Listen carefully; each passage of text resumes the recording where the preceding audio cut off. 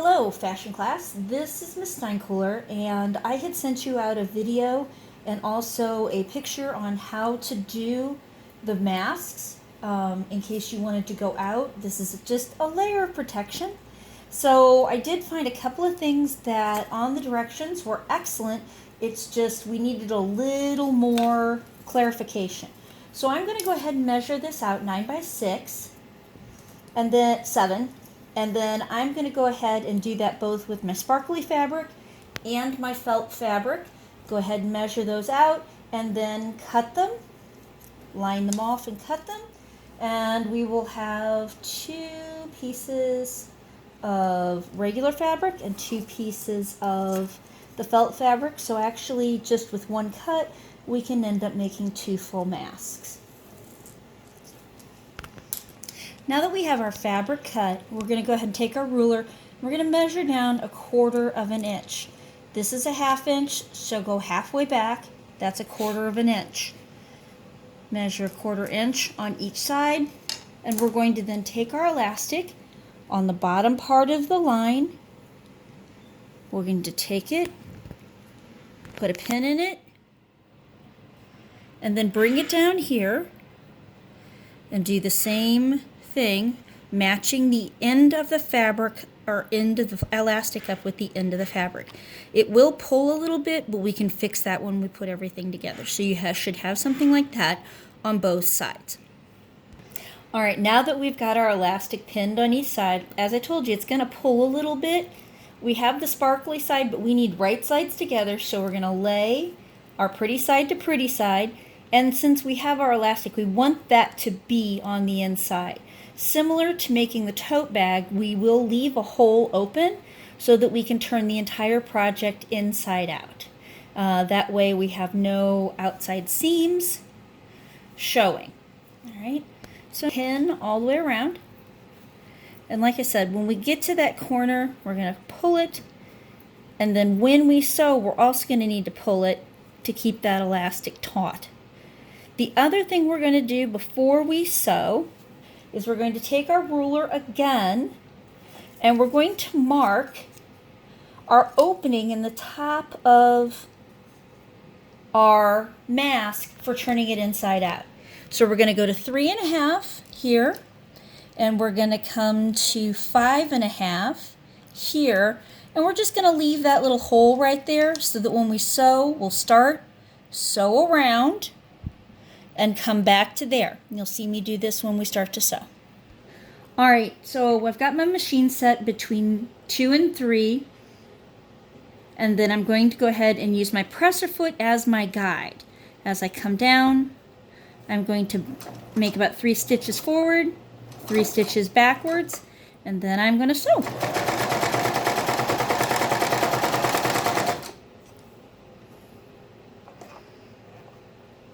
Had that pin go in the wrong direction.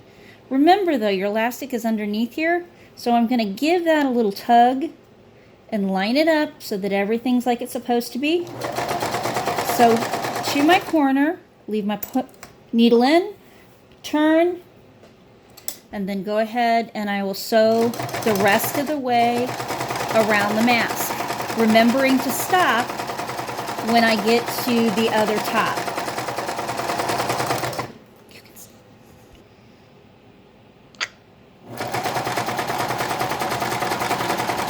As I come to the end, I have a pin right where my mark was, so I'm going to go ahead and stitch, back stitch, bring that out, cut my thread, and then the next thing I need to do, obviously remove all of my pins, and then come back and I'm going to go ahead and clip my corners so that when I do turn this inside out, everything will turn inside out and we'll be able to have nice clean edges.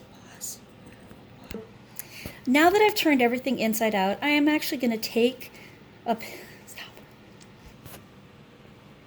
All right, so we're going to go ahead and poke out our edges. Make sure we've got nice clean edges on the outside. Once we've done that, we're going to circle it around and bring it down, making sure that where we left our opening is even up. And then we're going to go ahead and give this a really good pressing all the way around, make it nice and tight because we're going to do a top stitch at the very end. So we really want these edges nice and tight and very clean. Also notice that I'm using my iron on a microfiber cloth that I have dampened. The reason I'm doing that is my ironing board is located upstairs. So instead of running up and down the stairs, I made do. We're going to take the mask. We are going to fold it in half. We're going to give it a good press. And that's actually going to be the line. Instead of marking the lines with a marking pencil, we're going to use this to create our pleat areas. I'm going to come back and I'm going to give it another press and another press. So I have it. I went half and then those in half, and then one last time we're going to bring it back. And what you're going to see is that we won't have to use a marking pencil to create the pleats. We'll have the lines actually on the fabric for us. As you can see, those lines are on the fabric, and those are going to go ahead and help us create these pleats. So I have these two lines here. I'm going to take this first line and I'm going to fold it in half and bring it up to the second line. I'm going to stick a pin on each edge of it. Doing the same on this side. Now, as you know, I am left-handed, so don't ever ask me to pin anything for you. You're going to get stuck. And I'm going to take this line, and I'm going to take it, and I'm going to fold it in half up, about halfway up the second one. And I'm going to take pins and stick the pin in it there. And then we're going to return to the sewing machine, and we're going to go ahead and stitch all the way around it, making sure that as we come down through here, we will set our pleats in place. Alright, so now as you can see, my pleats are in. Here's the thing. After I put the pleats in like the directions said, I didn't like them. So I worked a couple of times and to readjust my pleats so that they were more to my face, also to the size that I wanted for my mask. The other thing I found after making the first mask is it was too big for my face, and also the 7 inches of elastic was too long. Now, once you get it made, you're not going to want to mess with it, so you can actually turn it over and tack some of the elastic on the inside, just tack over it, and then you can shorten it that way. The next one I make, I'll probably only use 6 inches of elastic. But now it's time to give this a press, and then we're going to go sew all the way around the outside. This is our last set of stitching. Again, I worked on this until I had it the way I wanted. Now, you can't leave it just flat. You do have to put the pleats in it so that when you put it over your face, you do get that opening effect to cover your chin and up over your nose. So even if you get a little discouraged with putting the pleats in, you still need to put them in. Work them until you like how they are. Just make sure that they're even. All right, so we're going to finish this up by just doing a quick stitch at a 1/4 inch all the way around. And because of the elastic, it will actually help catch your elastic and make sure that it stays set. And I'll catch you at the end.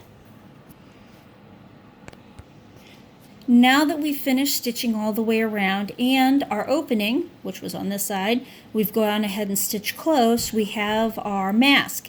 Now, also, I think I said earlier that the 7 inches was a little too long, so I will then come back and tack it so that I have taken up some of the slack, but now you have a mask.